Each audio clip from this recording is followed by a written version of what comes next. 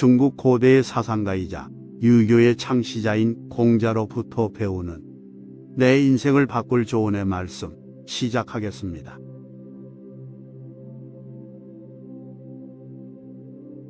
지나치게 신중하면 아무 일도 못한다.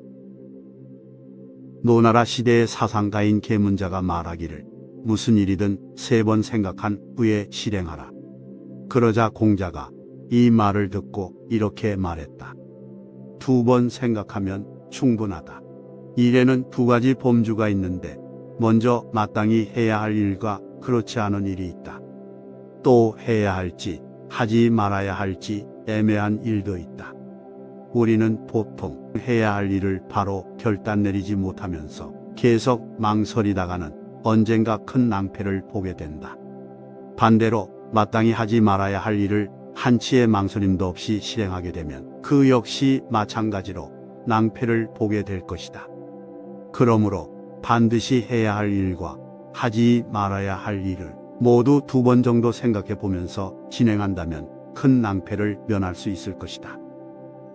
결정하기에 애매한 일도 마찬가지다. 어떠한 상황이나 조건 그리고 그 일을 함으로써 얻어지는 것들 또는 그 일을 하지 않음으로써 생겨날 일들을 모두 펼쳐놓고서 2번씩 생각해 본다면 판단이 서게 될 것이다. 그 후 판단이 섰다면 마음속의 의심을 깨끗이 떨쳐내고 과감하게 실행하는 것이 필요하다. 그럼에도 불구하고 미련을 가지며 한 번만 더를 외치는 것은 결국 자신 스스로 결단력이 없음을 나타내는 것이다. 지나친 충고는 오히려 자신에게 해가 된다. 어느 날 제자인 자공이 벗을 사기는 방도에 대해서 묻자 공자께서 말씀하셨다. 벗을 사김에 있어 벗이 잘못을 했을 때 진심으로 충고하며 바르게 이끌어주다가 그 충고를 듣지 않으면 바로 중단해서 스스로 욕되게 하는 일이 없어야 한다. 벗이란 서로에게 인하는 존재가 되도록 돕는 사람이므로 상대방을 진심으로 일깨워주고 바른 길로 이끌어 주어야 한다. 그러나 좋은 말은 항상 귀에 거슬리고 오래된 습관은 쉽게 고쳐지지 않는 법이다. 벗이란 본래 의로 합한 사이이기 때문에 그 충고가 지나치면 의가 상하기 쉽고 서로 간에 다툼이 일어나 오히려 욕이 되어 돌아오게 되어 결국 소중한 벗을 잃는 상황에 이르게 되는 것이다. 인간은 자신의 허물이나 잘못을 스스로 깨달을 때에야 진정한 반성이 이루어지는 법이다. 그러므로 벗이라고 해서 충고를 자주 하게 되면 그 사람도 잃어버리고 자신에 대한 신뢰까지도 잃어버리기 쉬운 법이다. 그럴 때에는 주위 사람들이 적절할 때에 충고를 해야만 벗도 잃지 않고 일도 좋게 마무리할 수 있는 것이다. 때를 놓쳐 일을 망친 후에 충고를 한다면 오히려 관계만 악화되어 결국 그 사람으로부터 원망만 사게 될 것이다.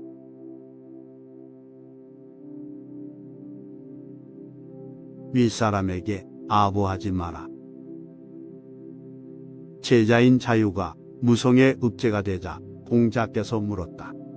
너는 인재를 얻었느냐?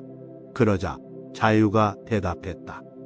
담대멸명이라는 사람이 있습니다. 그는 지름길로 다니는 법이 없고 공적인 일이 아니면 제 집무실에 온 적이 없습니다. 여기서 지름길이란 원칙을 벗어난 편법을 말하는데 그 사람은 정치를 하는 데 있어서 원칙을 벗어난 적이 없고 출세와 아부를 위해 윗사람인 자유를 찾지 않았다는 것이다. 물론 담대멸명이 원칙적이고 아부하지 않았다는 것만으로 인재라고 할 수는 없다. 그러나 사기열전에서는 담대멸명의 제자가 300명에 이른다고 하니 그가 얼마나 큰 인물이었는지 알 수가 있다. 결국 인재의 출발점은 자신만을 위한 처세술에 빠지지 않는 것에서 시작되는 것이다.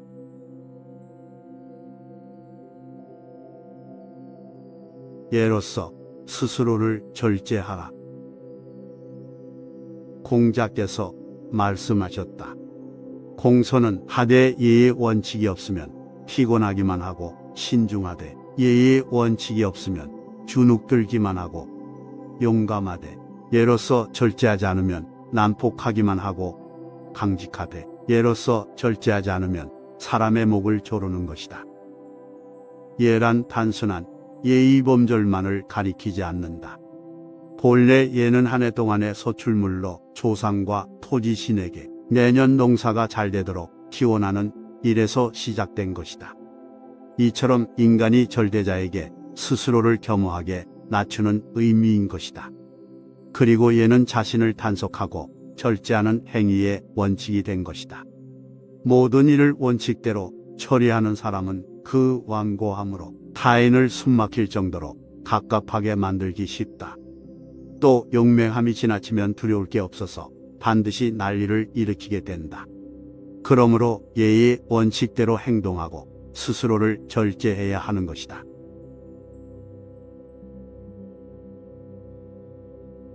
반복하는 습관에만 기적이 찾아온다.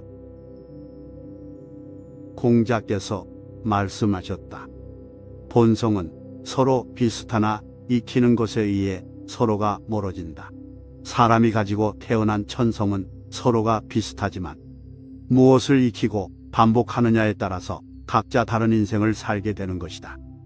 사람이 습관을 만들고 그 습관이 사람을 만들어서 결국은 그 누구도 흔들 수 없는 상태까지 되는 것이다.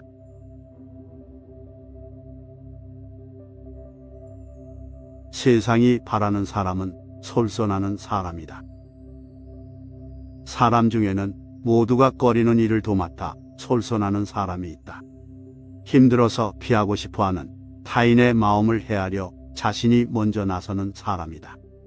타인에게 도움이 되는 것만으로 충분히 기쁘기에 보수나 이익을 따지지 않는 것이다.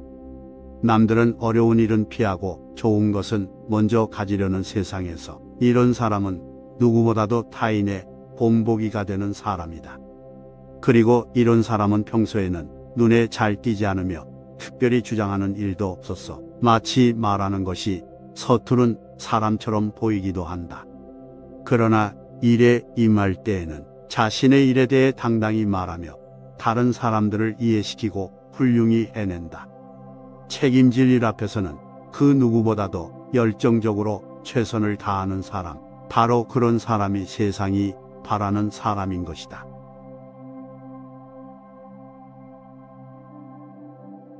배우지 않고도 바탕이 선한 사람이 착한 사람이다. 어느 날 제자가 물었다. 스승님, 착한 사람이란 어떤 사람입니까? 그러자 공자께서 말씀하셨다. 착한 사람이란 배우지 않고도 바탕이 선하며 깨끗한 사람이다. 다만 정의에 대해 올바른 길을 제대로 배우지 못했기에 자주성은 있지만 독단에 빠지기 쉽다. 그리고 자신만의 정의를 타인에게 강요할 수도 있다. 진정한 정의를 마음에 품은 자는 부정한 일은 전혀 관여하지 않기에 그 말에 거침이 없다.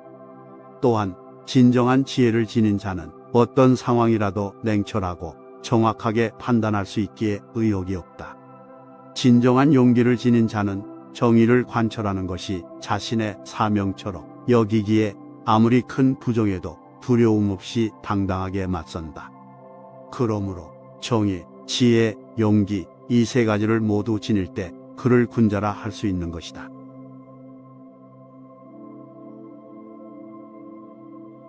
자신이 좋아하는 일을 해라. 어떤 일이 정직하면서도 확실하게 큰 돈을 벌 수 있는 일이 있다면 그것을 하는 것도 나쁘지 않다. 하지만 반드시 많은 돈을 벌 수 있는 일은 쉽게 있기가 어렵다.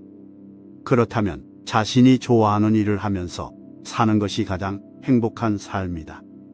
그로 인해 돈을 벌든 손해를 보든 스스로 선택한 길이기에 용납할 수가 있다. 내가 필요한 곳에서 일을 하기로 했다면 있는 힘을 다해 자신의 재능을 펼치고 일을 완수하게 된다. 그리고 어느 순간 이제 당신이 할 일을 다 했다는 말을 듣는다면 더 이상 미련을 두지 말고 물러나라.